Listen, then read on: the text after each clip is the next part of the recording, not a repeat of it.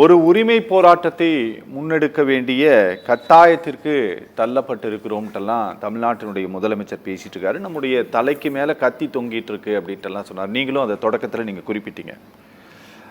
ஆனால் இதன் மூலமாக தமிழ்நாட்டோட முதலமைச்சர் இங்கே ரெசல்யூஷன் பாஸ் பண்ணியிருப்பதை போல 30 வருஷத்துக்கு நீங்கள் தள்ளி வைக்கணும் அப்படின்னு சொல்லி கேட்குறாங்களே, அந்த முடிவை கவர்மெண்ட் ஆஃப் இந்தியா எடுப்பதற்கான வாய்ப்பு இருக்குங்களா சார்?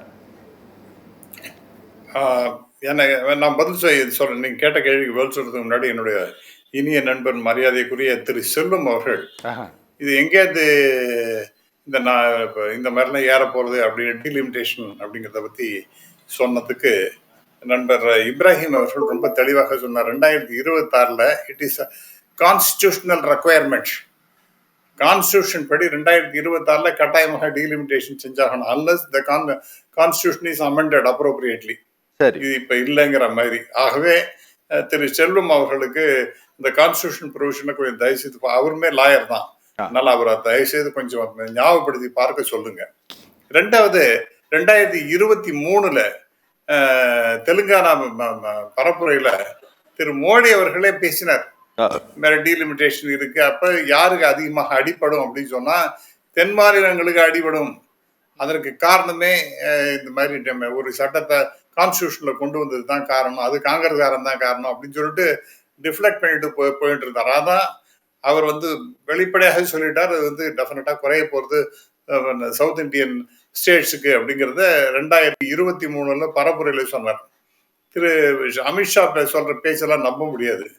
ஏன்னா அவர் ஏதோ இந்த பாஜக கட்சியினர்கள் அந்த கூட்டத்துல அவர் பேசியிருக்காரு. அதெல்லாம் நீங்க ஒரு சட்டபூர்வமாக அதை இம்ப்ளிமெண்ட் பண்ண முடியுமா அப்படின்னு சொன்னா சத்தியமா முடியாது. அதுக்கு அர்த்தமும் கிடையாது. நிச்சயமாக இப்ப இருக்கக்கூடிய கவலை என்னன்னா, இந்த இம்ப்ளிமெண்ட் பண்வதற்கு நிறைய வாய்ப்புகள் இருக்கின்றன. நம்பர்ஸ் எப்படி தாறுமாறாக போய்விடுமோ என்ற மிகப்பெரிய அச்சம் இருக்கின்றது.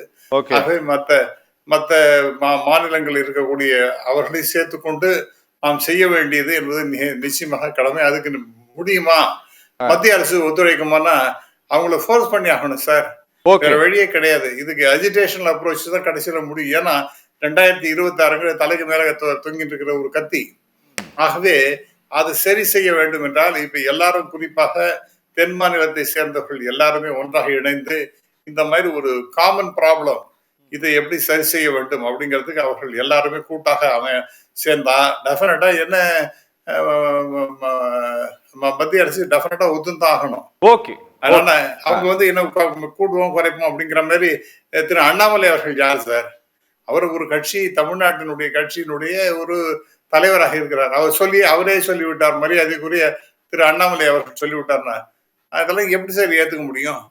இதெல்லாம் நான் வரேன் உங்ககிட்ட, நான் வரேன் சார் உங்ககிட்ட, நீங்க பேசுங்க, நான் அடுத்து உங்ககிட்டே வரேன் சார், நீங்க பேசி முடிச்சிருங்க சார். ஆகவே அவருக்கு மிஸ்டர் செல்வத்துக்கு ரொம்ப கோபம் அதிகமாக இருக்கின்றது. ஏன்னா உண்மையை சொல்ல போனா அதுக்கு என்ன சார் பண்ணி தொலைறது? ஏன்னா இத திரு அண்ணாமலை சொல்றது நீங்க மத்தவங்களை சொன்னா அவர் கோச்சிக்க மாட்டார் சார், ஆனா அவங்க மாநில தலைவர் சொன்னா அவர் கோச்சிக்கிட்டு தான். நான் என்ன சார் பண்றேன்? அவர் தவறான ஏதாவது வார்த்தை சொன்னேன்னா, அவர் தமிழ்நாட்டினுடைய தலைவர், அந்த கட்சியினோட தலைவர், அவ்வளவுதான்.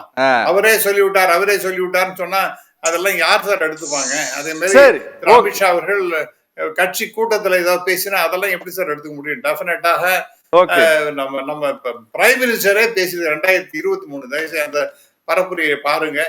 ஆகவே எனக்கு முன்னாடி பேசின திரு புகழேந்தி, மரியாதையை குறிக்க இல்ல திரு புகழேந்தி அவர்கள் சொன்னது போல, நாம நல்ல ஒரு ஃபேமிலி பிளானிங் இம்ப்ளிமெண்ட் பண்ணிருக்கோம் அப்படின்னா நமக்கு அப்ரிசியேஷன் கிடைக்கிறதுக்கு பதிலா நம்ம பனிஷ்மெண்ட் கொடுக்க கூடாது. அது அக்கிரமமானது நமக்கு மட்டுமல்ல, தென்னிந்தியாவில் இருக்கக்கூடிய அனைத்து மாநிலங்களுக்கும் அந்த பிரச்சனை வரப்போகின்றது.